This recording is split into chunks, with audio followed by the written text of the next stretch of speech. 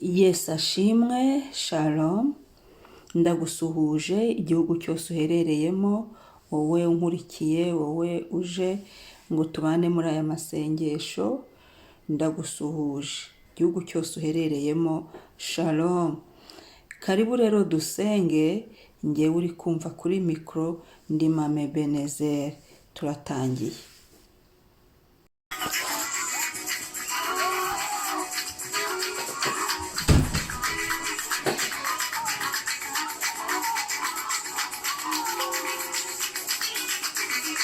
Amen, himbaza Imana.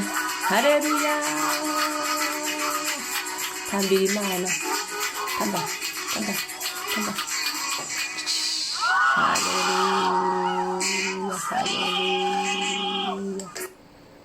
Haleluya. Imana ishimwe. Haleluya. Imana ishimwe. Tamba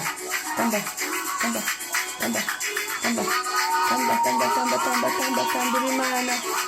Igitondo cyiza, Yesu ashyirwe hejuru, Yesu yubahwe, Yesu yamamare. Haleluya.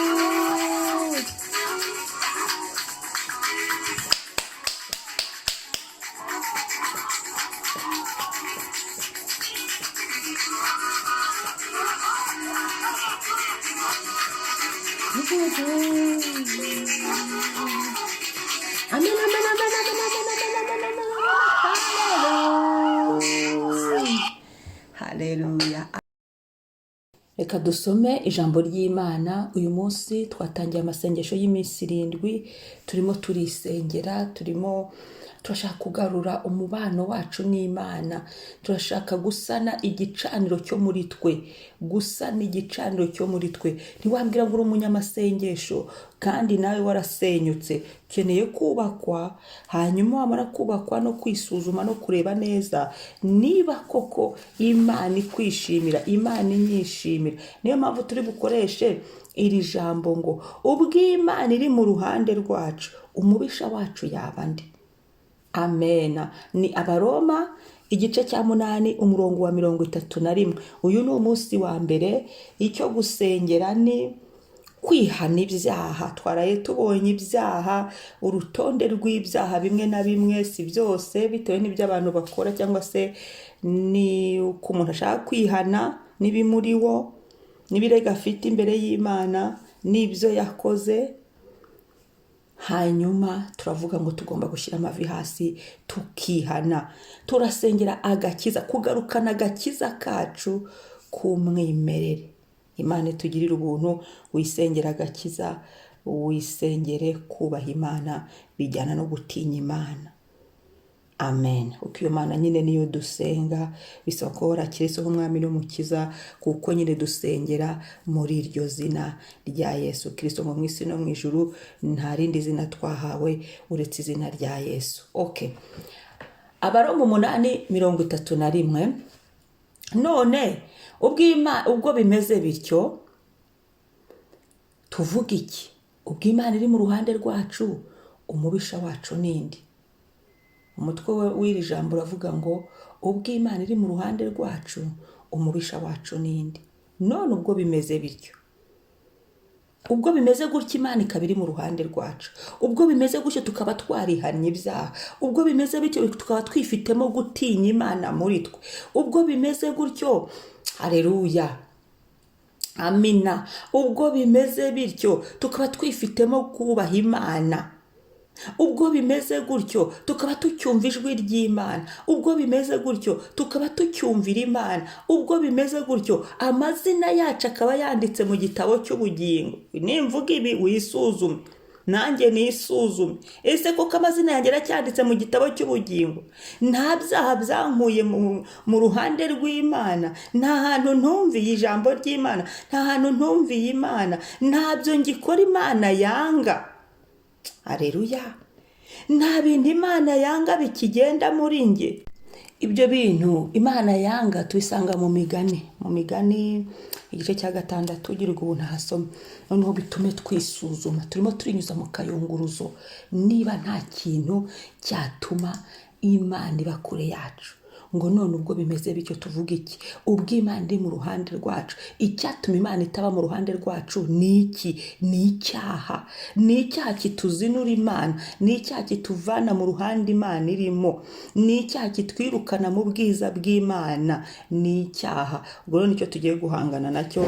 Twihane, twiyeze, twongere twisuzume, twiyuhagize amaraso ya Yesu Kristo. Ubishobora akora igaburo ryera iwawe aho ngaho, wihane, wiyeze, wongere ubwire Yesu ngo ngarukane, ongera wa mubano wacu wa mbere na Yesu tugikizwa, ya nyota yo gushaka Imana, kagakiza kanyako, katarimo uburyarya, katarimo kubeshya abandi, katarimo kwiyoberanya. Bibiliya iravuga ngo urabikora nka kwihorera, ariko ngo nzabishyira imbere yawe uko bikurikirana. Turashaka ko Imana nibyo igendana natwe, ibana natwe, tugirira neza, igira gute. Ariko se twebwe Imana iri mu ruhande rwacu koko? Naho nituvuga Yesu wo ku munwa, Yesu wo ku munwa ntabaho. Bisaba ngo ijambo ry'Imana dusoma riduhindure. Muri iki gitondo reka vuga ngo reka dusenge. Ubwo Imana iri mu ruhande rwacu, ubwire Yesu ngo ndacyemera kwihana, ubwire Yesu ngo ndi hano nciye bugufi. Iki gitondo wongere wisakasake. Ese nta kintu kikigenda muri nge, nta cyaha kikinanije? Dufata umwanya twisengere. Ubundi aya niyo masengesho nyayo Imana ikunda, amasengesho yo kwihana. Tubyutse tuvuga ngo Mana, turi hano tumanitse amaboko Mana, turi hano imbere yawe, twari dutangiye ya minsi 7. Iki ni igitondo cyo muri ya minsi 7 Mwami twatangiye. Turi imbere yawe Mana, turi imbere yawe uko dushobojwe, ariko turimo turibaza, turimo turavuga ngo ubwo Imana iri mu ruhande rwacu, umubisha wacu ninde? Wabaye mu ruhande rwacu turabyuka, wabaye mu ruhande rwacu tubasha kuvuga, wabaye mu ruhande rwacu tubasha kureba, wabaye mu ruhande rwacu tubasha guhumeka, wabaye mu ruhande rwacu tubasha guhagarara, wabaye mu ruhande rwacu Mwami. Utwongereye iminsi yo gutunganya ibidatunganije, niyo mpamvu twongereye uyu munsi. Wabaye mu ruhande rwacu, turavuga bikemera. Wabaye mu ruhande rwacu, tubonye umwanya wo kwitekerezaho. Haleluya. Bibiliya iravuga ngo icyatumye ngusiga ikereti ni ukugira ngo utunganye ibidatunganije. Icyama tukamenya nk'iki gihe uyu minsi utwongereye yo kubaho ariyo gutunganya ibidatunganije, ariyo gushaka Imana bundi bushya, ariyo gushaka Imana ku giti cy'umuntu buri wese ku giti cye. N'Imana nishaka igihiriri, Imana nishaka ibigare, ahubwo Mana urashaka umutima ugukunda, urashaka umutima ukubaha, urashaka Mwami umutima ugufitiye inyota, umutima ukwizeye. Haleluya. Shimwa nyiricyubahiro, singizwa Jehova, izina ryawe ni ryiza. Uyu munsi turawugushimiye Yesu. Umve gusenga kwa buri wese, imitima yacu ngiyi uyu munsi turambitse mu biganza byawe. Niba Imana uri mu ruhande rwacu amasaha y'uyu munsi Mwami, uri mu ruhande rwacu, erega ni wowe uturinda, erega ho nyine ni wowe watugendereye utwibutsa ko tugomba kugarukana agakiza kacu ka mbere cyagiye tugikizwa. Erega nyine ni wowe uri kuvugana natwe, erega nyine ni wowe utugarutseho, erega nyine urashaka kutugirira neza. Yes, ariko ibyaha twitambikaga imbere, erega urashaka kutubabarira, erega urashaka kuduha amahoro, erega urashaka kuturinda, erega urashaka kuturengera n'ibyacu n'abacu. Erega Mwami nyine kuba uduhaye uyu munsi ni ikimenyetso cy'uko uri mu ruhande rwacu bikomeye, ni ikimenyetso cy'uko tutazanyeganyezwa, ni ikimenyetso cy'uko ushaka ko duhinduka. Haleluya. Ntaho mubisha yava, uturwanirire, udukureho ibyo umubisha n'ababisha, uturwanirire, udukureho ibyo ababisha bo mu bantu, udukureho ibyo ababisha abadayimoni, udukureho ibyo ababisha abagome, udukureho ibyo ababisha bitava kuri wowe, ubidukurireho. Inzandiko zaturegaga, ibyadushyiraga mu rubanza nawe ubikureho, maraso yawe nabikureho.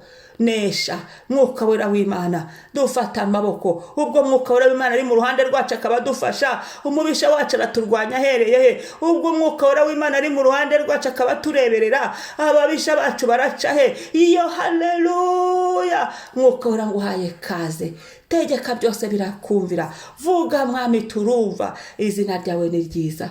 Urakoze mwami, ngushyize hejuru ni wowe Mana, ngushyize hejuru uri mwiza, icyubahiro n'ikuzo bibi byawe.